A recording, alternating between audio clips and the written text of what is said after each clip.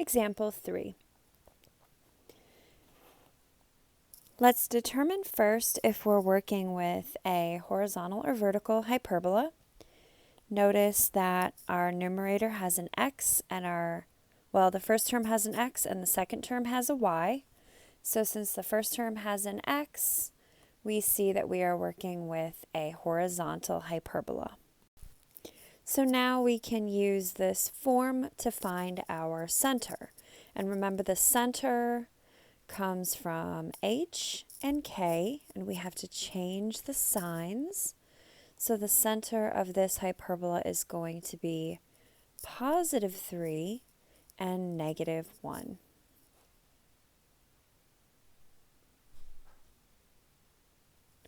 All right, so here's our center.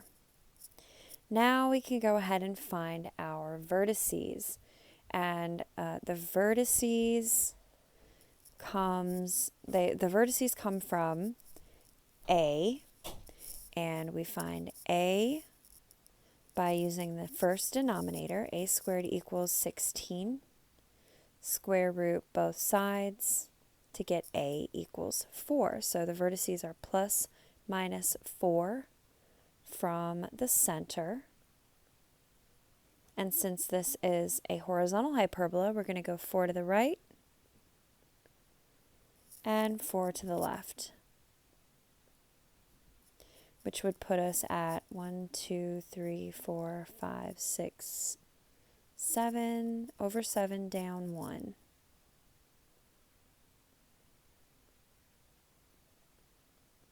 And then for our other point, it'd put us at it'd put us at -1, -1. So now we find our vertices using B. Now notice that there is no denominator in our second term.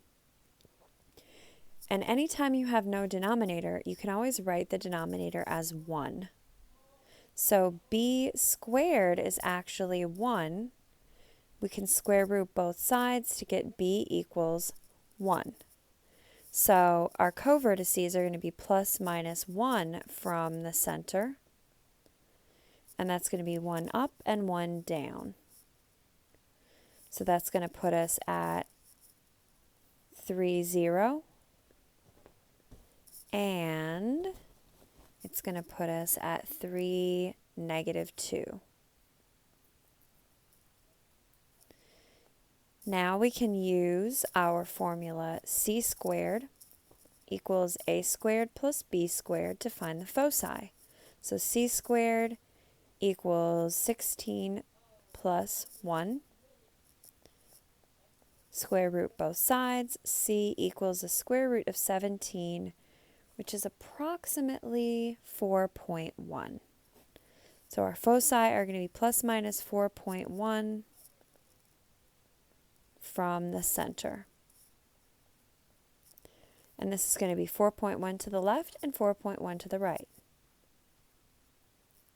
So it's just a teeny tiny bit over from the vertices. The last thing we're looking for now are our asymptotes.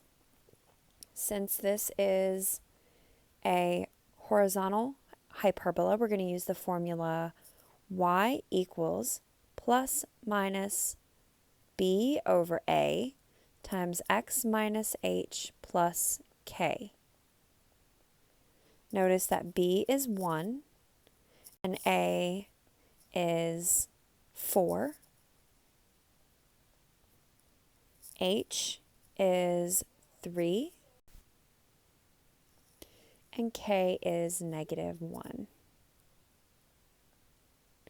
And now we can simplify this by distributing the 1/4 to all of those terms. So this becomes, so we've got, let's see, y equals, we've got plus minus here. So we've got 1/4 times x minus 3 minus 1. And then we have -1/4 times x minus 3 minus 1. We've got to distribute that 1/4 to both of those terms. So this is 1/4 x minus 3/4 minus 1, and negative 1/4 x plus 3/4 minus 1. Now when we're adding fractions, we have to get a common denominator. So negative 3/4 minus 1, here I'm going to change the 1 to 4/4, which is the same thing as 1, but that's going to allow me to add or subtract those fractions. So this becomes y equals 1/4 x minus 7/4. And then I can do the same thing here with the negative 1. I can change that to 4/4.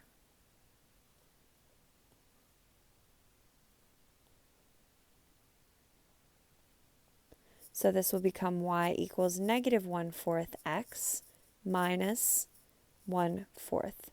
So my two asymptotes are y equals 1/4 x minus 7/4, and then y equals negative 1/4 x minus 1/4. So I'm going to start by graphing the first linear by graphing negative 7/4 as my y-intercept. So negative 7/4, if I put that in the calculator, is about 1.75. So that means I'm going to have my y-intercept be 1.75, which is right about here. And then when I do my slope, I need to go up 1 and over 4.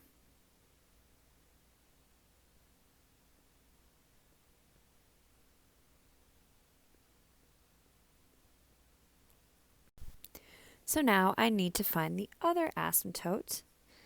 I can see here that that y-intercept is negative 1/4, which is about right here. And then that slope is down 1/4.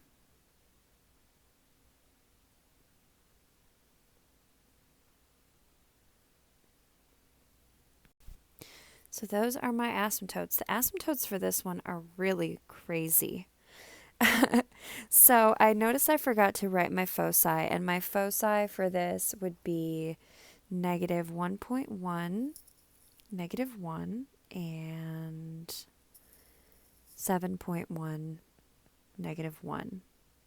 And that's because I can go from this, these vertices, and we can just go over 0.1. See how it's 4.1 versus 4? So we can just go to the left 0.1 to get 7.1 instead of just 7, and then to the right 0.1 to get negative 1.1 instead of just 1. All right, so now let's graph our hyperbola. And keep in mind that this is a horizontal hyperbola, so it's going to open to the left and right. We have to intersect the vertices, and we also have to approach the asymptotes without intersecting them. And we have to make sure that these have a curved shape. A curved shape for these are a little tough. All right. These are very squished, very narrow. All right, that's not too bad.